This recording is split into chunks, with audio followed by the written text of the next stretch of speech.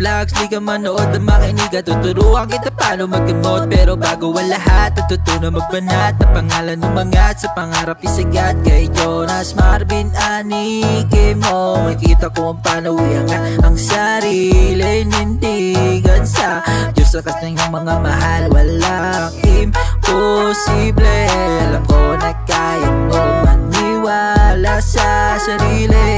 Ako di lang kahit gano'ng katagal at sipagan mo lamang dahan-dahan dahil kasama mo ang punong may kapal.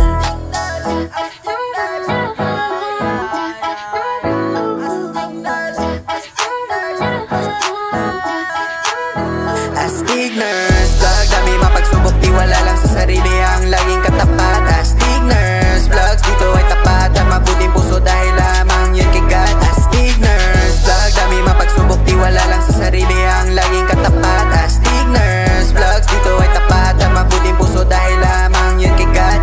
Pawis luho oras ang aming binubuhos, bago makamit dami rin ang pinagdaanan, pero kailanman hindi na pinanghinaan. Salamat sa suporta at sa mga naniwala, maipamahagi ang aking mga nalalaman. Handa na tumulong sa mga nangangailangan, buting kalagayan ang aming iniingatan. Di ako sikat kaya hindi malalaos, ang boses nilaan kaya hindi mapapaos. Kaya ngayon tingnan nyo kung saan ako nakarating. Pangarap ko dati ngayon ay hawak ko na din. Astigners vlogs, Astigners vlogs, Astigners vlogs, Astigners vlog, dami mapagsubok, di wala lang sa sarili ang laging katapat. Astigners vlogs, dito ay tapat at mabuting puso dahil lamang yun kay God. Astigners vlog, dami mapagsubok, di wala lang sa sarili ang laging katapat. Astigners vlogs, dito ay tapat at mabuting puso dahil lamang yun kay God.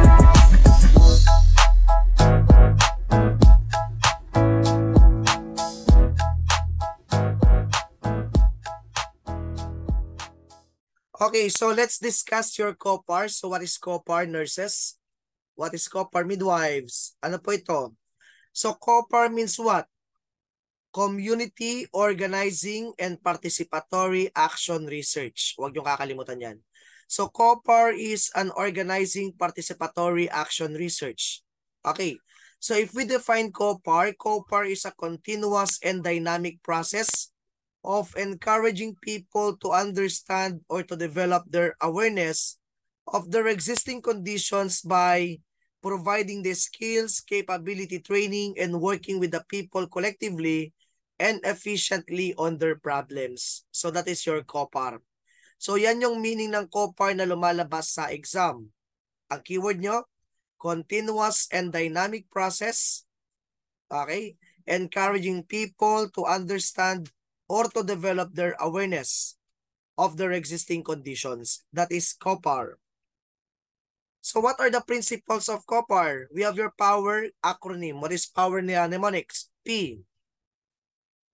People's participation should always be present. So tandaan niyo yan. Kapag magsasagot kayo ng COPAR question sa board exam, kailangan makita niyo po lagi na mayroong participation yung ating community. So there should be always a community participation. Next, letter O. Oppressed and exploited sectors are most open to change. Yan yung sabi ng COPAR. So oppressed and exploited sectors are most open to change. Next, W. With COPAR, it should lead to self-reliant community and society. Ano ibig sabihin ng ating self-reliant? Ang ibig sabihin ng self-reliant is they are now able to manage their own healthcare needs. So pag tinanong ka, who is the best? Yan. Who is the best person to identify the community problems and community needs? Ano sagot natin? A, nurse, B, midwife, C, barangay health workers, or D, community. Ano sagot nyo? Sino po ang best? Yan, best person. Kunwari, tatanungin ka, among which of the following is the best? Okay? Among which of the following choices is the best in identifying your community problem and community needs? Sagot natin, community itself. Sila mismo. Tama?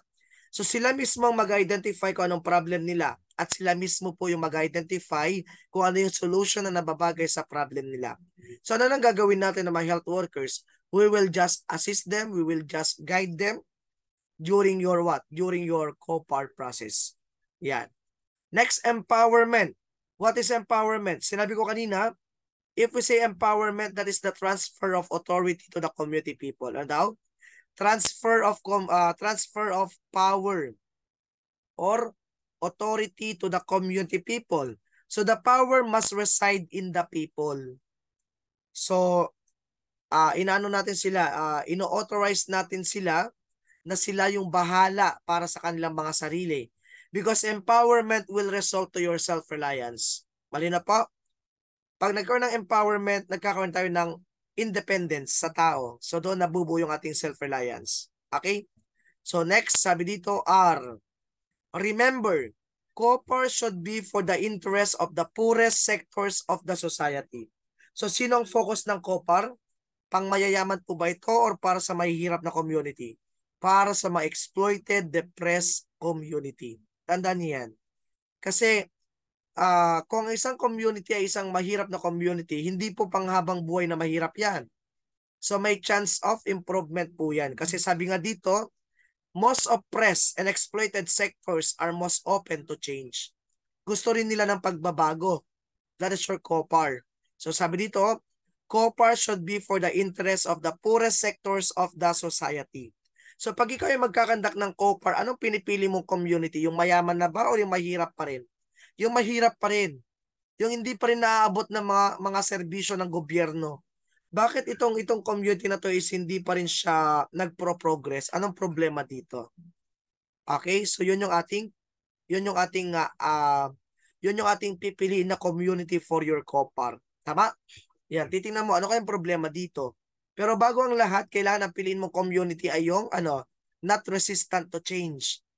Walang resistance. Kailangan gusto rin nila ng pagbabago.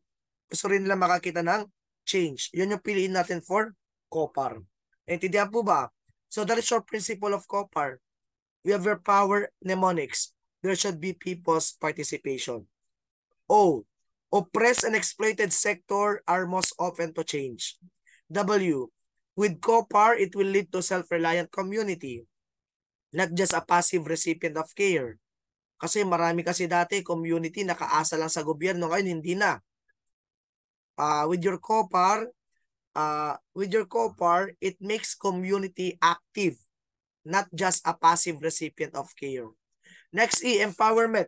Anong ibig sabihin ng empowerment? Ang ibig sabihin ng empowerment is the authority is being transferred to the people because power must reside in the people. So yun yun. Tandaan mo, hindi ka habang buhay na mananatili sa community. So hindi pang habang buhay na nasa community ka. So kailangan mo silang i-empower. Kailangan mo silang immobilize.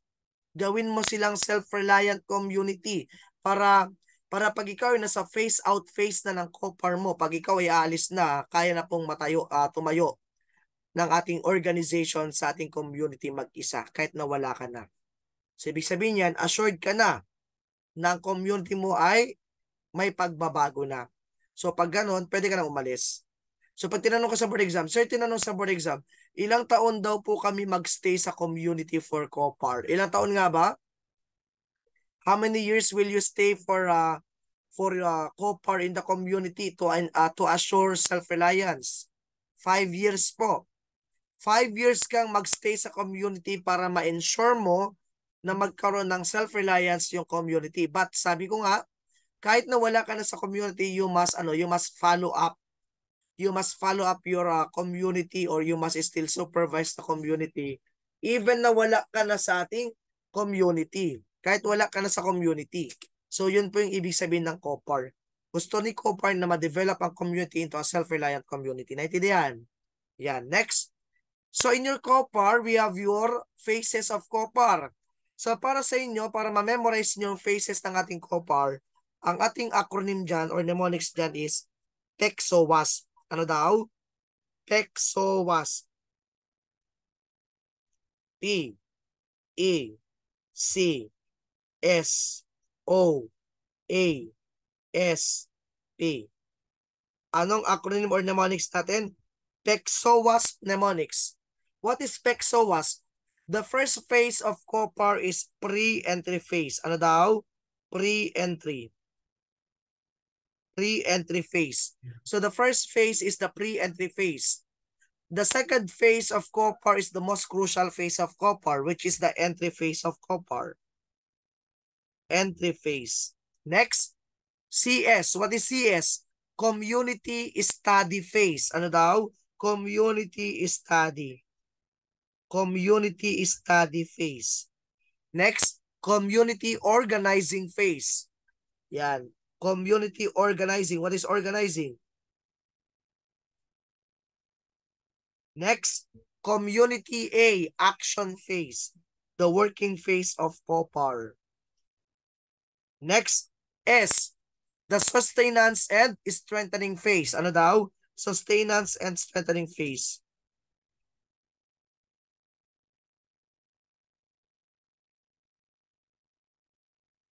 Yan.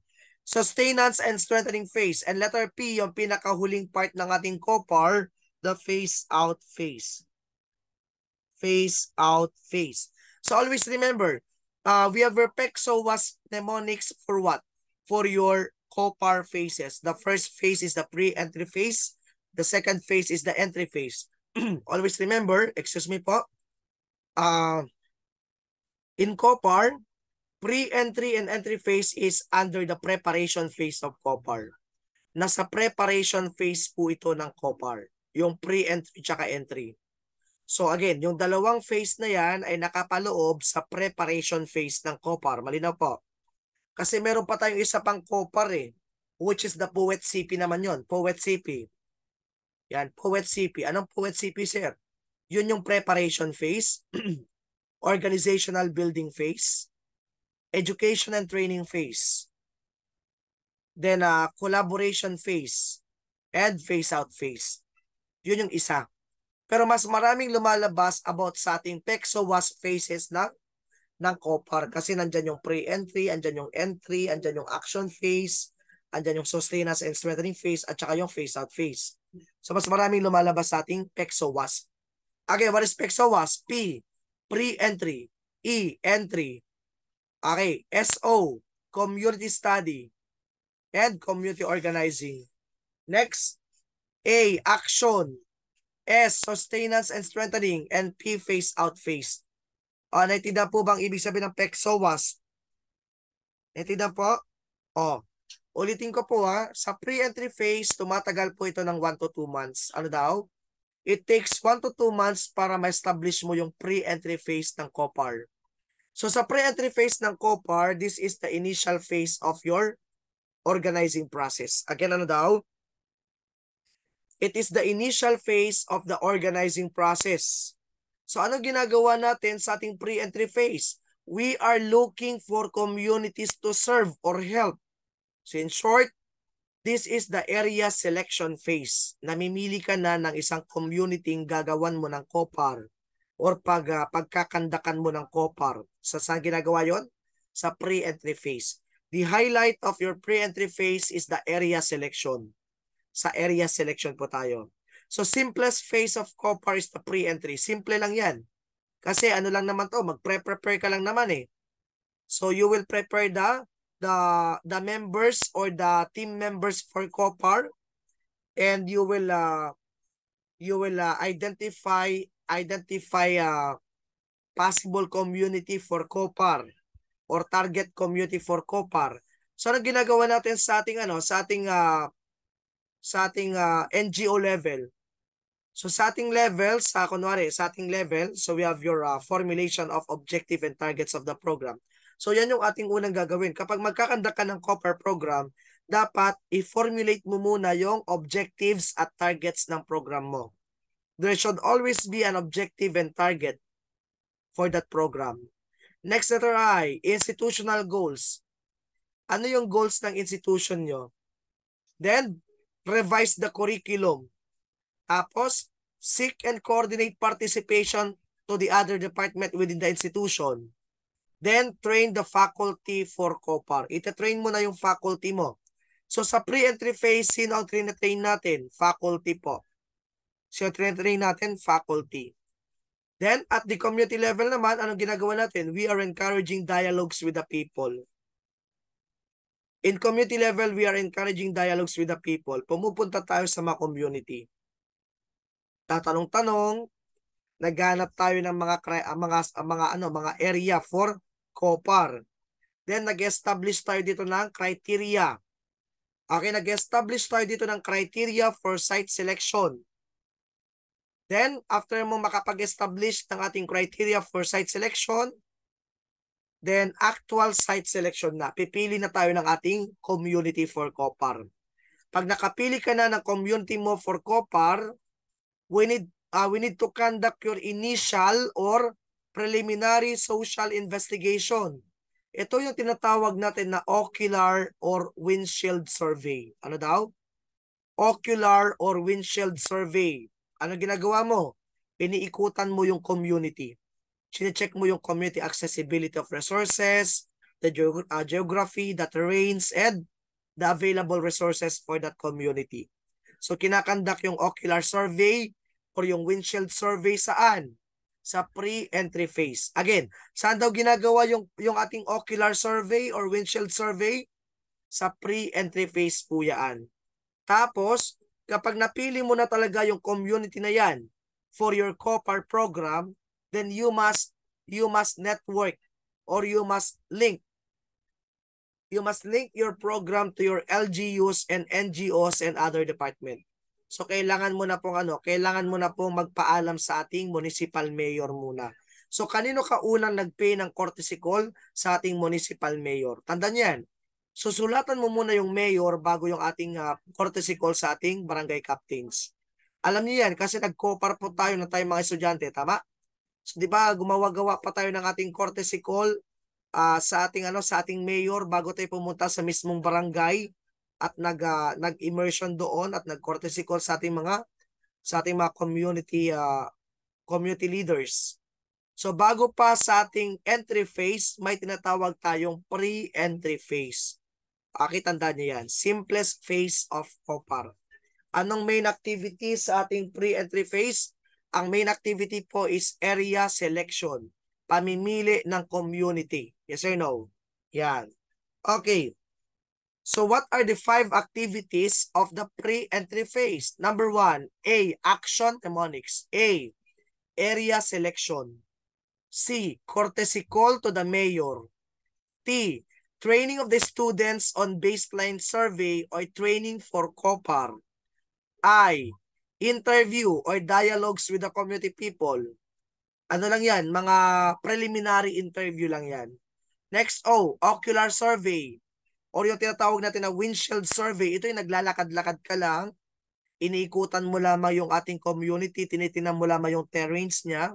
Ano yung mga available resources na nakikita mo. Kung na nakita mo, uy, ang dami pala nilang water lilies dito sa ilog nila ah.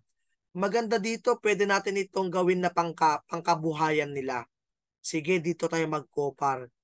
Okay, dito tayo mag-COPAR kasi available yung resources nila. Marami ditong pwedeng gamitin for the improvement of their barangay. So, yun yung ating ocular survey. Or, pwedeng ganito. Lakad, lakad, lakad, naapakan mo, tae. Lakad, lakad, lakad, naapakan mo, tae na naman. So, dito sa ating part na ito, nalaman mo na ang problem ng community is environmental sanitation. Okay? Kaya pala ang dami-daming mga nagkakasakit sa barangay na ito. Kasi ang taas pala ng dito.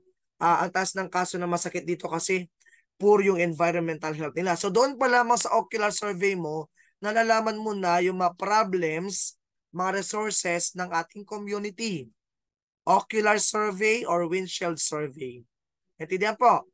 Ocular survey and windshield survey, malalaman mo dyan yung kanilang terrains, geographical area or geographical boundaries, available resources, and possible problems of the community. So saan mo ginagawa yung ocular survey na yan? Sa pre-entry phase. Yan yung magbibigay sa iyo talaga ng magko-convince talaga sa'yo na, ay, oo nga, ito nga talaga yung community na i-copar natin kasi ang dami kong nakikitang problema. Okay, na pag naayos ang problemang ito, mag-i-improve pa yung community nila. Malinaw po.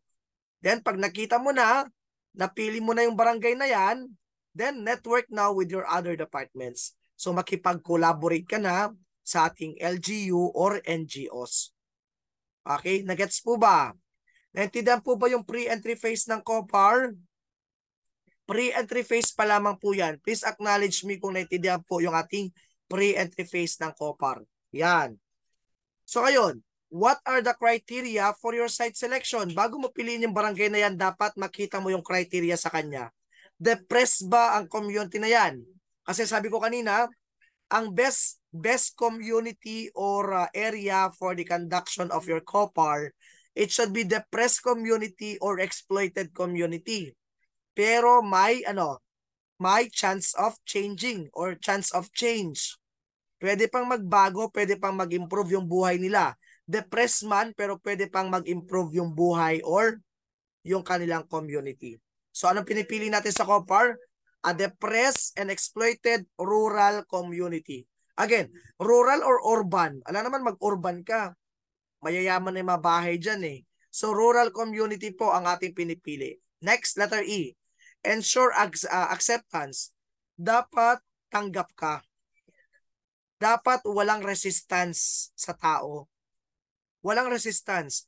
Kasi pag may resistance, kahit anong pilit mong gawin, hindi magbabago yung community na yan kung sa kanilang part is hindi sila willing na magbago. So there should be an acceptance from the people or from the community. Malinaw po. Kasi ang pangit naman, parang sa relasyon lang po yan. Bakit mo aalagaan yung isang tao kung hindi ka naman accepted? Tama? Yes or no? Ganun lang yun eh. Bakit ka gagastos para sa community na yan? Bakit ka magsasaya ng oras mo? Kung at the end, hindi naman din nila papahalagahan yung effort mo. So parang sa relasyon lang yan, there should be an acceptance. Okay? Yes, dapat may acceptance sa ating community. There should be no strong resistance from the people. Malinaw po? Again, ano pinipili natin na community? Mayaman or mahirap? Mahirap po. Poor community. Next are, resident of that community must be at least 100 to 200 families. Dapat at least 100 to 200 families. Why families ang ating kino-consider dito? Tandaan mo, families are the unit of service in your community. Again, sino daw ang unit of service natin? Families po. Unit of service are the families. Next, letter E, economically depressed. Economically depressed. So, ibig sabihin yan, mahirap. Mahirap na community. And, dapat makita mo din yung letter S natin. Ang letter S natin, safe ka dito. Kahit na dito ka mag-conduct ng COPAR, safe ka. No serious peace and order problem. So dapat yan yung isipin mo din na isa. Am I safe in this community? Baka mamaya ang napili mong community ay madaming drug addicts pala. So unsafe yun. Maraming mga cases ng mga nire-rape na mga tao. Unsafe yun sa iyo. So dapat piliin mo rin yung safe na community for you to conduct your COPAR program. Nagets po? Next, isa pa, dapat silipin mo sa community, mataas ba ang morbidity at mortality cases nila? So anong morbidity and mortality cases pang sisilipin mo? The infant mortality cases. Why infant mortality cases, sir? Because infant mortality cases is the best indicator or the most sensitive index. Tandaan yan. It is the most sensitive index to reflect community health. Mas mataas na infant mortality, mas poor ang community health. Tandaan niyan. So pag tinanong ka sa board exam, what is the best indicator or the most sensitive indicator that reflects community health? Ang sagot nyo, infant mortality. Infant mortality. Kadalasan ang kalaban po niyan sa board exam is the Swarups Index. Marami nagpapatunay na Swarups yan. Pero ang ating established na indicator or sensitive index for the reflection of your community health is the infant mortality. Infant mortality. Naintindihan po ba ako? So, piliin mo ang community na maraming namamatay na bata. Yan. Next, dapat ang community ay virgin siya. Anong ibig sabihin ng virgin? Walang ibang may hawak. Para sa relasyon, kung pipili ka man ng isang aalagaan, dapat walang ibang nag-aalaga dyan. Kasi magkakaroon ng conflict sa ating services. So, anong pipiliin mo? Yung virgin ba na community? Yes po, yung virgin na community. Yung walang similar agency na nagkakandak sa kanya ng COPAR. Baka naman mamaya is nagko-COPAR na palang isang agency sa community na yan. Kinuha mo na naman. Okay? So, sayang lang yung oras mo. So, dapat ensure that that community has no similar agency holding same program. Okay? And isa pang criteria para sa ating site selection is they do not have BHS or malayo sila sa hospital. Malayo sila sa ating health facilities. In short, malabo na maabutan sila ng health services ng gobyerno. So ito po yung mga nasa mga liblib na lugar. Tama? Nasa paanan ng bundok, nasa gitna ng ating mga kabukirin. So that is your criteria for site selection. Naintindihan po ba ako sa ating criteria for site selection? Depress ang mnemonics natin. Depress and exploited rural community. Ensure acceptance. Poor ang community. May residents siyang 100 to 200 families. Economically depressed ang community, but safe naman po siya. And it shows high morbidity and infant mortality. And ensure no similar agency holding the same program. And letter D, they do not have BHS or nearby hospital. So that is your criteria for your site selection. Malinaw. Naintindihan po ba ang COPAR? Nagets po ba? Please acknowledge me kung nagets po ang COPAR. Hinihimay ko po ito para mas maintindihan nyo yung ating COPAR. Okay, ngayon, nakapili ka na ng community mo. Yes or no? Nakapili ka na, nakatrain ka na ng ating faculty for COPAR. So ready na ba kayong pumasok? Yes, ready na kayong pumasok sa community. Ang tawag mo doon, entry phase. Entry phase ang tawag natin doon. Always remember, pag sinabi natin entry phase, we have your pasok mnemonics. Ano daw? Pasok mnemonics. Anong pasok? Letter P.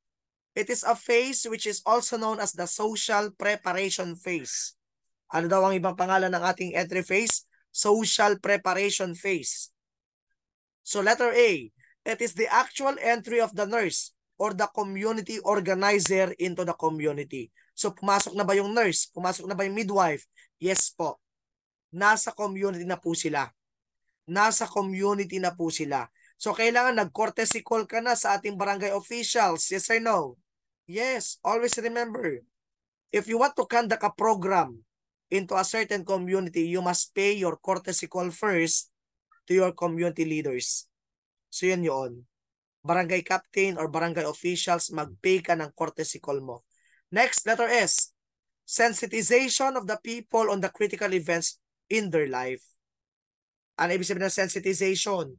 Exposure po. I-expose mo na yung sarili mo sa ating community. Okay? Kasi maninirahan ka dyan. Makikipanirahan ka dyan. Yes or no? Mag-immerse ka ba sa ating community? Yes. Mag-immerse ka dyan kasi hindi mo maintindihan or di mo mauunawaan yung buhay nila kung di ka makikipag-immerse sa kanila. Parang ano lang yan, parang sa totoong buhay lang din yan. Pag sa tao yan, di mo matututunan or malalaman ang tunay na katauhan ng isang tao pag di mo siya kasama araw-araw. Tama? So di mo siya malalaman kung anong problema niya, anong ugali ng mga tao niya kung di mo siya nakakasalamuha araw-araw. So kailangan mong mag-reside. Kailangan mong mag-reside sa community.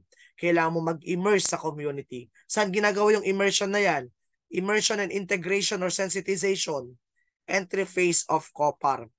Entry phase of COPAR. Ngayon, pag pumasok na yung nurse or organizer sa ating community, anong gagawin niya? She or he will motivate the people to share their dreams and ideas. So tandaan mo, this is the phase of COPAR which is also known as the most crucial phase. Why? Bakit most crucial phase po ito? Bakit pinakamahirap po? Kasi in your entry phase, We need to establish your rapport and trust to the community people. Mahirap po bang kunin ang tiwala? Yes or no? Mahirap po bang i-gain ang trust at i-establish ang rapport sa mga tao? Yes. So it takes time. Okay? It takes time and effort para makuha mo yung tiwala nila. So ito po yung pinaka most crucial phase ng COPAR. Kasi kailangan mong makuha yung trust at ma-establish yung rapport sa ating mga community people. So saan daw in-establish yung rapport or trust sa ating COPAR? Entry phase. Kaya siya tinawag na social preparation phase. Social preparation phase. Okay, ano ginagawa natin dito? So guidelines for entry phase into the community. Letter P, please, mnemonics. P, please pay courtesy call upon entry to the community, to the local authorities, barangay officials. Kailangan mo pong mag-pay ng courtesy call sa barangay officials natin. Next, letter L. Let them know your project's objectives. Ano daw? Let them know your project objective for the barangay. Next, letter E. Ensure to be a role model for the community. Dapat maging role model ka kasi nurse ka, midwife ka. Yan. A. Avoid raising expectations or avoid raising consciousness to the community resident. Dapat mamuhay ka sa paraan na pamumuhay nila. Huwag kang mag-astang mayaman dyan kasi hindi mo magigain yung kanilang trust. Hindi mo magigain yung kanilang trust. Hindi ma-establish yung rapport kung ang pinapakita mo is pangmamata sa tao. So kailangan mong lumevel sa kanila. Yes or no? Yun ba yung ibig sabihin ng ating ano? Yun ba yung ibig sabihin ng ating guidelines? Yes. Kailangan mong ibaba yung level mo sa kanila para hindi po sila ma-intimidate sa iyo as a nurse. Do not raise expectation or consciousness. Speech and behavior and lifestyle should be in keeping with those of the community residents. Nagets niyo po bang ibig sabihin yan? Pag nasa community ka, kung anong pamumuhay na meron sila, yun din yung dapat nating i-adapt. So pag ang ulam ng ating host family ay tuyo, huwag kang mamili. Kung ang ulam nila ay talbos ng kamote, huwag kang mamili. Dapat makisama ka. Yun. Dapat makisama ka. Okay, next, ensure to adopt a low-key profile. Oo na, nurse ka, anak ka ng ating mga konsehal ng ating mga localities or munisipyo. Kahit ikaw pa yung anak ng pinakamayaman na negosyante na nag-aaral ng nursing o ng midwifery. Pero kailangan wag mong ipakita yung yaman mo sa community. You must adopt a low-key profile. Tandaan niyan. Okay? So, speech, behavior, and lifestyle must be in keeping with your community residents. Naintindihan po ba tayo? So, that is your guidelines for entry into the community. Ano ginawa mo? Pay courtesy call sa ating barangay officials. Yan yun. And serve as a role model. Huwag kang mag-inom doon. Huwag kang magsugal doon. Bawal po. Okay, dapat role model ka. Sabi dito, kapag nasa entry phase ka na, I'm in deep focus na. Siyempre nakapasok ka na, so mag-focus ka na. I'm in deep focus. Ano yung keyword mo? I'm in deep focus. Focus. Pag nasa entry phase ka na, you must immerse yourself, integrate yourself, sensitize yourself with the community. So you must establish rapport with the community people. Converse with the people in their usual gatherings. Nakita mo sila po ay nag-uusap-usap. Sila po ay nag-uusap-usap.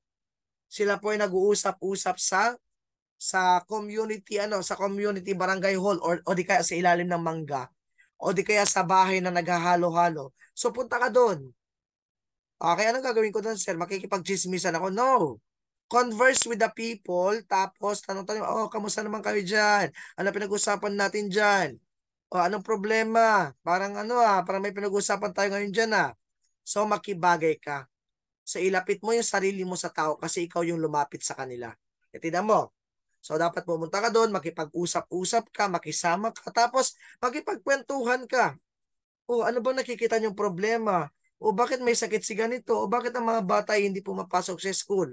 Yan, maganyas malalaman mo na. Informal yung ating pagkikipag-usap. informal yung pagkikipag-usap mo pero nakaka-gain ka na ng mga information related sa community. Tawag mo doon is your ang tawag natin doon, we have informal dialogues with the people. Nakikipag-usap-usap ka sa kanila.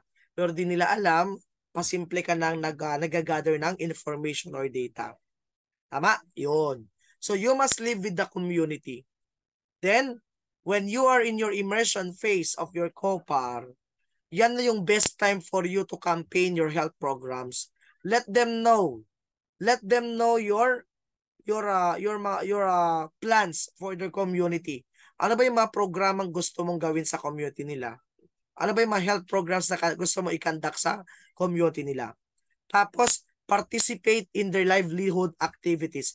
Kung ang yung host family, kasi may host family ka dyan eh. Kung ang host family na napili mo is magsasaka, kailangan mo din pumunta sa sakahan nila. Makibagay ka. Kasi nga, parang ano to, pag sa nursing ito, parang ikaw ay nasa ethnographic research. Alam niyo yun? Parang nasa ethnographic research ka. Parang nasa ethnographic research ka kasi you are performing your field work. Tama? You are performing your field work. You are studying their day-to-day life experience. Real world po. Nasa real world experience ka ng tao. So, kailangan mo silang pag-aralan. So, paano pag-aralan yan? So, live with the people. Reside with the people. Immerse with the people. Integrate with the people. Participate in their daily livelihood activities. Support and lend hand in household chores. Ibig sabihin yan, tumulong ka din. Tumulong ka din. Huwag mong ipahalata na pinag-aaralan mo sila. Kailangan mo din tulungan yung ating yung mga household na napili natin or yung mga host family natin in doing their household chores. Maghugas ng plato, magwalis-walis din ng kaunti, yan. So yun. Paligayahin si Mr. Ay, joke lang. So hindi mo na trabaho yun. Pinalagayan mo Mr. niya? No.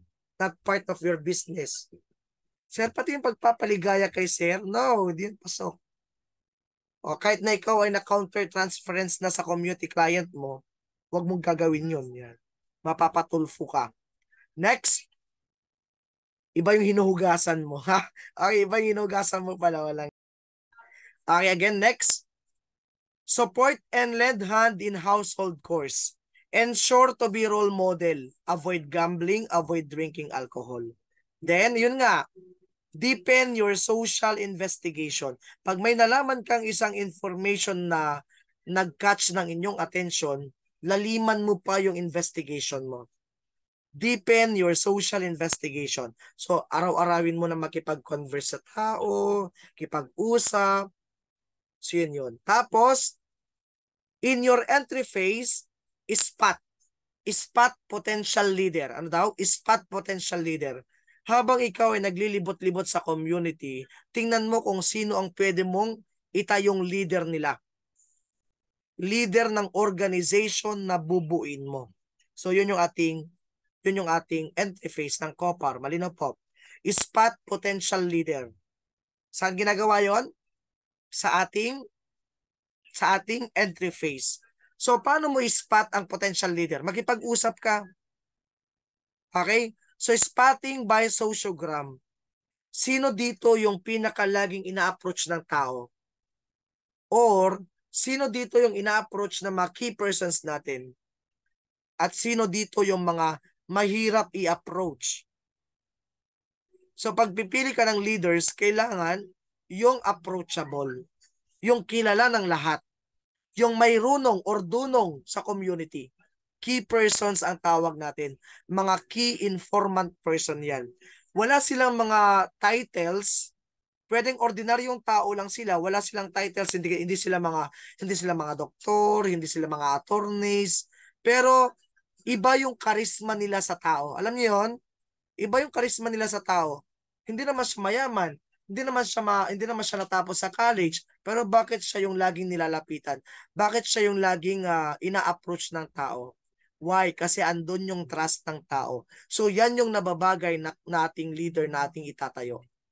Yung taong marunong makisama. Yung kapag nagsasalita siya, lahat nakikinig. Alam niyo yun? May ganun na tao eh.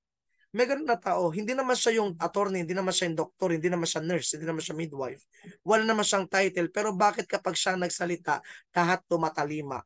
Bakit pag siya nagsalita ng huling salita niya, silang lahat ay nakikinig sa kanya? So ibig sabihin yan, maganda yung kanyang leadership.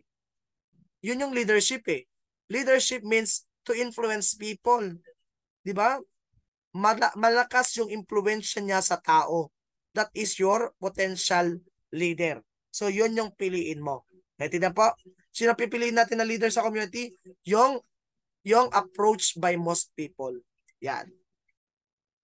Kailangan ang leader may criteria tayo dito. Ang leader, ma-meet niya ito. Hindi naman siya mayaman. Okay lang na low profile din siya. Madalas nga, mas respetado pa yung low profile eh. Diba? Kasi kung mayaman na yung tao, nagbabago yung kanyang ugali eh. Medyo tumataas din ang ugali niya. Pero, pag mahirap, mapagpakumbaba. Mangilan-ngilan lang siguro yung mga mayayaman na mapagpakumbaba or humble pa rin. Okay? So, mangilan-ngilan lang yan. Mangilan-ngilan lang yan. So, pero itong mga potential leader natin, di sila mayaman. Low profile lang din sila. Pero, pinagkakatiwalaan ng maraming tao. Nagets po? So hindi rin sila nagtapos. Hindi sila degree holder, hindi sila master's degree, hindi sila doctorate degree. Actually, primary basic education lang sila eh. Oo, pero malakas yung appeal nila, malakas yung impluwensya nila sa tao. Why? That is the leader. That is the leader. So, ang pagiging leader ay wala sa inyong titulo.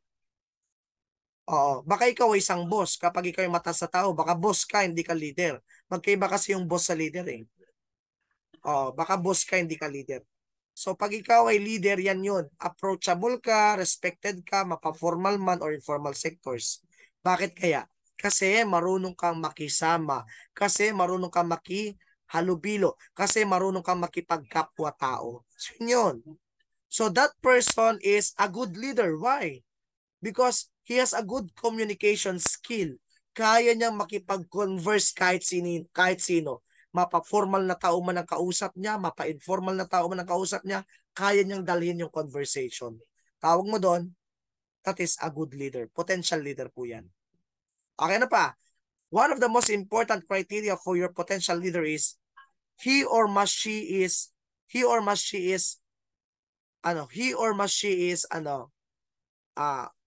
tawag dito, willful na mag-serve.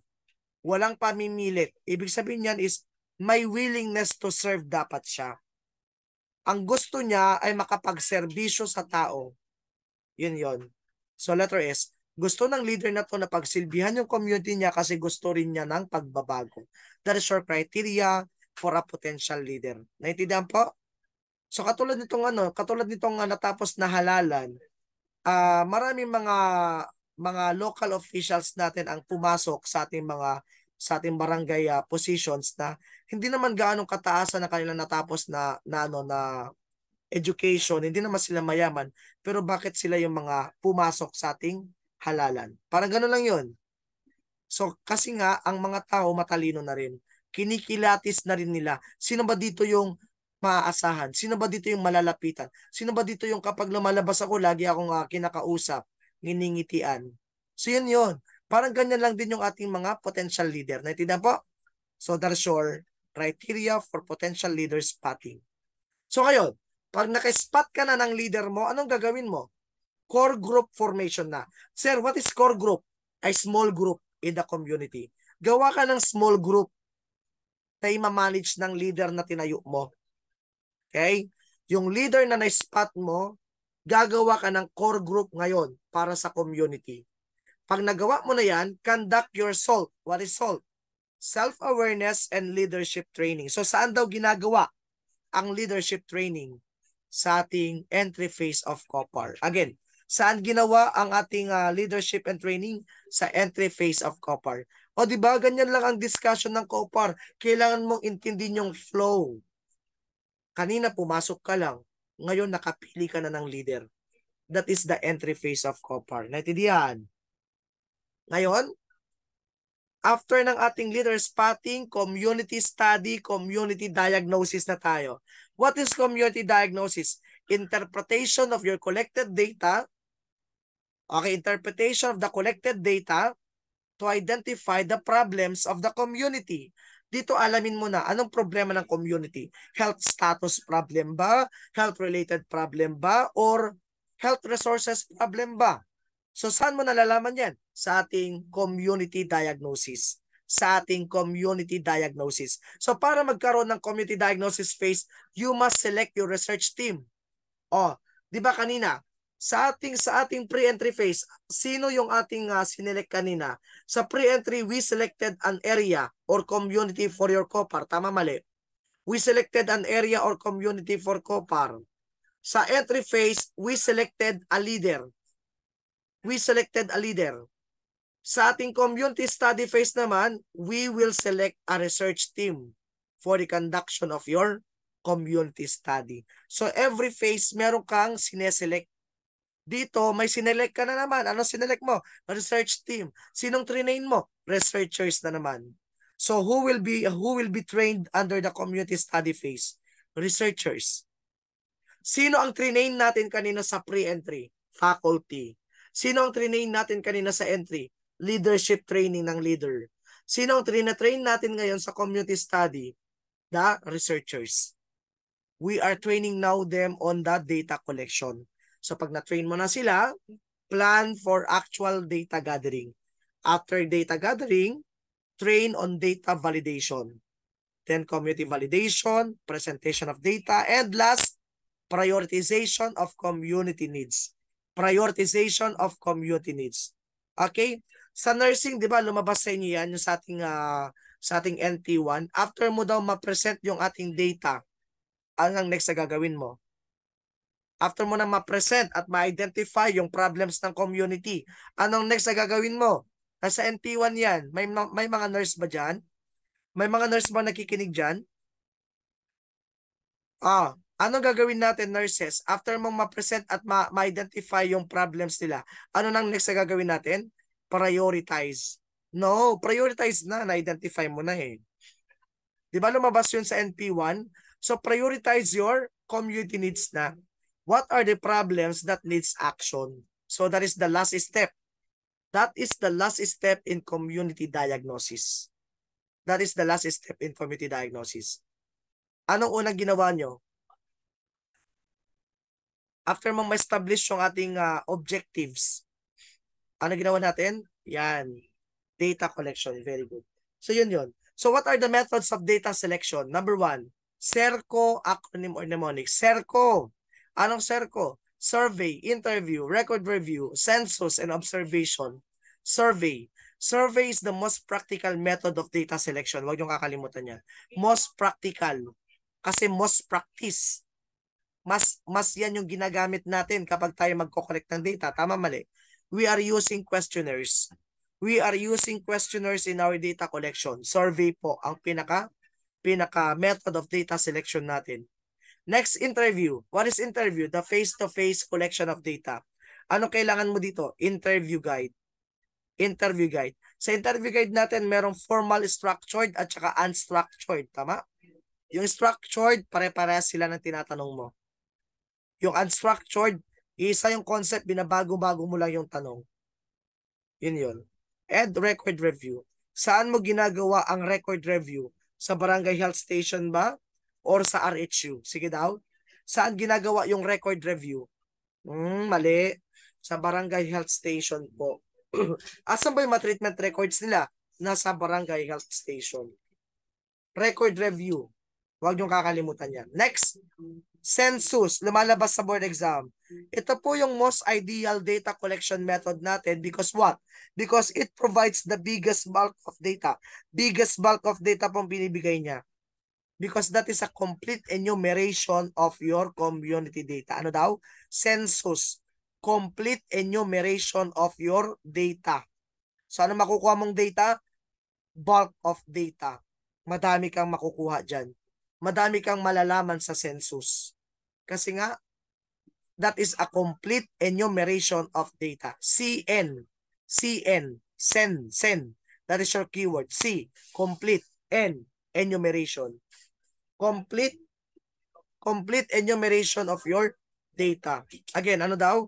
Complete enumeration of data. Naintindihan po ba si Sir? Okay, lumalabas yan sa board exam. Most ideal po ang census natin. And by means of observation, ocular surveys. So that's your data selection. Always remember in census, we have your two types. The de facto and the de jure. Ano de facto and the de jure? De facto, actual place po.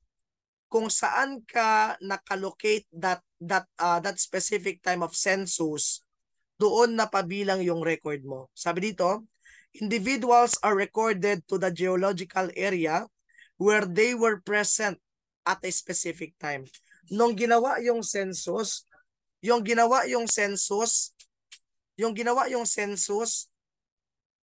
ikaw ay nasa Manila. Ikaw ay nakatira sa Manila ngayon.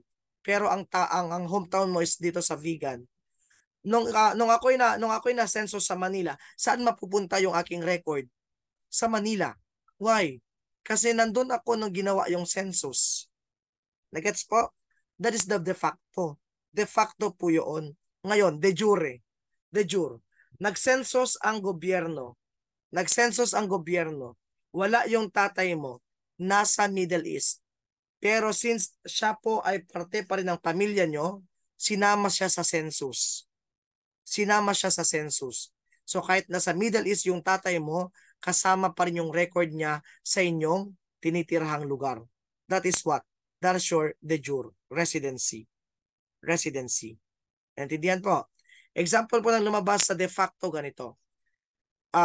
Yung pasyente na admit sa Philippine General Hospital. Tapos namatay siya sa hospital. Ngayon, nung i-file yung kanyang death certificate, saan siya file? Sa Manila City Hall. Ano ang census na yon? De facto or de jure? De facto or de jure? De facto. De facto po yun. Why? Kasi actual place. Kung nasaan siya nung nangyari yung event na yun at doon na record yung kanyang record, that is your de facto. De facto ang tawag doon. Nagets po? So that's your de facto. Naintindihan na. So yung de jure naman, individuals are recorded by their place of residences. Usual residence. The place where a person lives and sleeps most of the time. Hometown, address, yes. Kunwari, nung botohan, nung halalan, ikaw ay nakatira na sa Manila, pero kailangan mo pa rin umuwi sa inyong probinsya para bumoto. Why? Kasi yung record mo sa ating COMELEC ay nasa probinsya pa rin. Ang tawag doon, de jure. De jure. Residence. Facto. Actual place. Naintindihan na? So, actual place. Naintindihan po? So, I hope naintindihan po yan. So, mag-break muna tayo ng 5 minutes bago ko ipagpatuloy yung ating COPAR. Yan. 5 minutes break bago tayo magpatuloy sa COPAR. So, I will return after 5 minutes.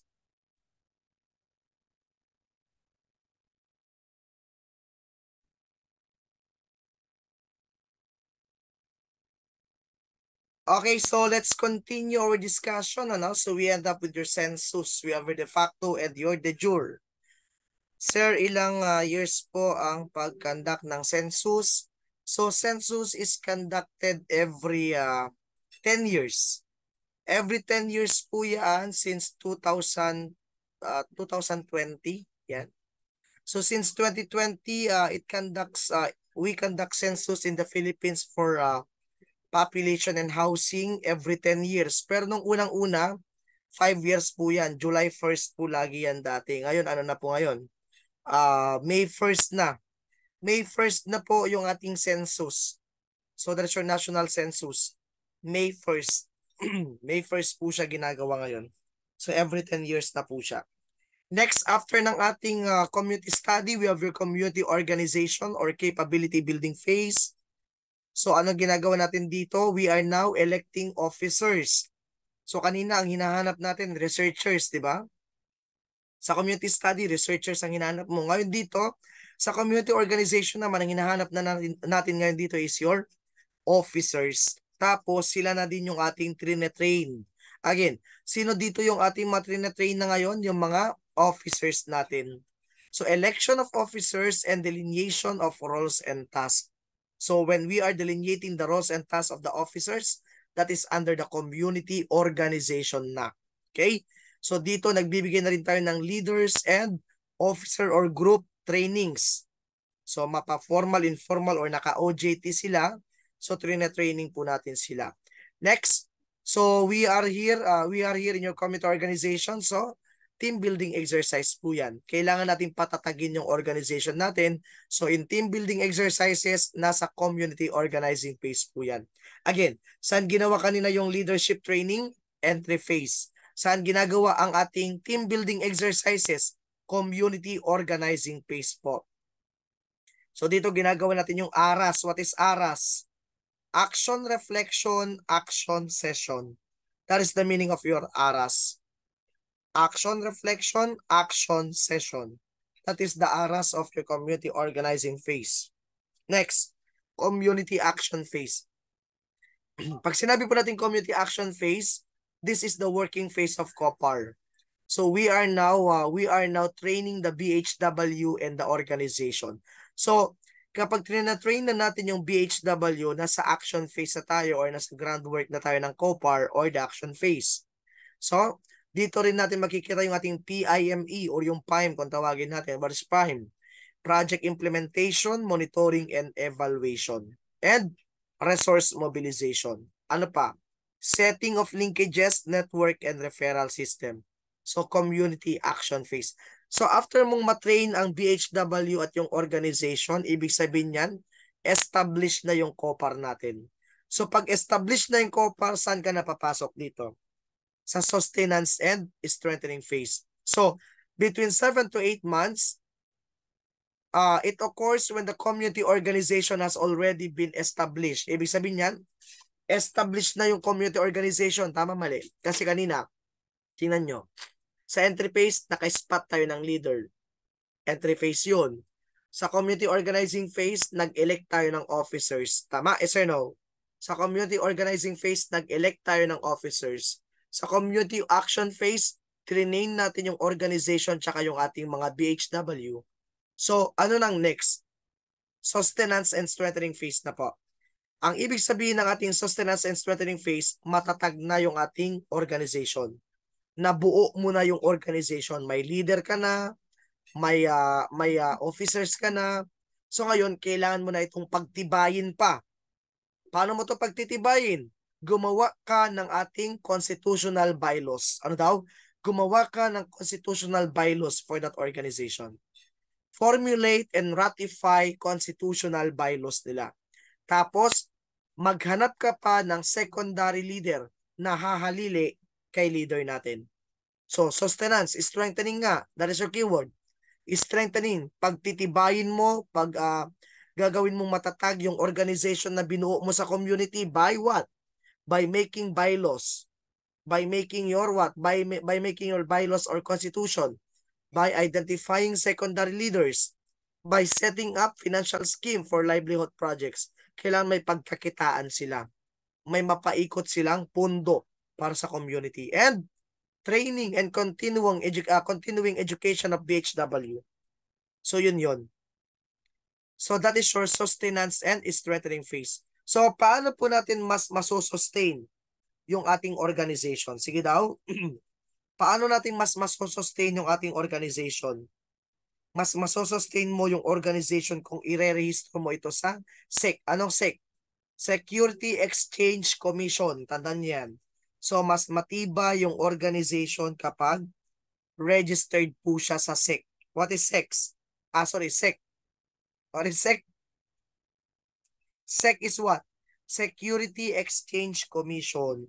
So kailangan natin siyang i-register sa Security Exchange Commission para mas matibay yung ating organization. Okay? So saan daw nire-register yung ating yung ating community organization? Sa SEC. So pag nasa SEC na po siya, is it accredited organization na? Yes. Accredited organization na yan. Formal organization na po yan.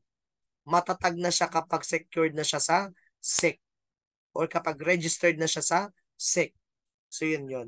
Then kapag matatag na yung organization mo kasi may secondary leaders ka na, trained na yung BHW, pwede ka nang umalis. Pero yung pag-alis mo, gradual lang. There should be a gradual turnover of works. So bago ka umalis, dapat i-endorse mo muna sa ating mga community officers yung kanilang roles and responsibilities at mga documents para sa kanilang organization. At sabi ko kanina, kahit tapos na ang stay mo sa community, you must perform follow-up and monitoring. So i-follow up mo pa rin sila, i-monitor mo pa rin sila. Naintindihan po? So that is your phase-out phase of your COPAR. So that is your COPAR. Naintindihan po ba? Naintindihan po bang COPAR natin? To summarize your COPAR, tingnan natin kung naintindihan natin. Saang phase ng COPAR ka? Sagutin nyo ako i-perfecten natin ito. Saang phase ka ng COPAR nag-select ng community for COPAR? What phase of COPAR? Pre-entry. Saang COPAR phase ka nag-pay courtesy call kay Mayor? Pay courtesy call for Mayor. Pre-entry. Pre-entry. Saan ka naman nag-pay courtesy call sa barangay official? Entry. Saan ginanap yung ating selection of officers? Election of officers and community assemblies. Ano yon? Election of officers, community organization or organizing capability building phase. Very good. Saan mo makikita yung ating yung ating selection of your secondary leaders? Secondary leaders, selection of secondary leaders, sustenance and strengthening phase. Alin dito yung phase na tinatawag natin na social preparation, the most crucial phase because you need to gain the trust and establish rapport. Entry phase, very good. Saan dito yung ating training of the BHW and continuing education of your BHW? Saan yon? Training and continuing education. Saan yon? Sa kakasabi lang natin kanina sa ating sustenance and strengthening phase. Sustenance and strengthening phase. Saan dito yung selection of your researcher and identifying the health problems of the community? Community study. Very good. Saan dito yung ating establishment of your constitutional bylaws? Constitutional bylaws. Sustenance and strengthening phase. Saan dito ginagawa yung ating saan dito ginagawa yung ating ARAS? Action Reflection, Action Session. Action Reflection, Action Session. Saan yon? Action Reflection, Action Session. Nakalimutan nyo na. That's your community organization. So yun. In community organization, team building exercises, delineation of roles and tasks. Malinaw po. Again, sabihin nyo kung asang phase ito. Naghahanap ka ng community to be served or to serve. Naghahanap ka ng community to serve, pre-entry. Ina-identify mo yung potential leader. You are spotting potential leader. Entry. You are immersing yourself, living with the people, integrating yourself to the people. Entry pa rin. You are training the BHW and the midwives. Yan, BHW lang. BHW in the community. Training, sustenance, and strengthening. You are conducting your self-awareness and leadership self-awareness and leadership training. Entry phase. Entry phase yun. SALT. Entry phase. How about your team building exercises? Team building exercises. Team building exercises. Yes, community organization. You are electing officers, performing assemblies. Ano yon? Community organization. You registered the organization to Security Exchange Commission. Security Exchange Commission. Sustenance and strengthening. Okay? Gradual turnover of work. Phase out phase. Ilang years ka magstay sa COPAR? 5 years. 5 years po. 5 years renewable po yung kontrata niya. Ano daw? 5 years renewable contract in COPAR. Pag hindi mo pa rin nakikita yung self-reliance sa COPAR, sa community, pwede mo siyang i-renew for another 5 years. Malinaw. So that's your COPAR. Okay? So I hope naintindihan po yung COPAR natin.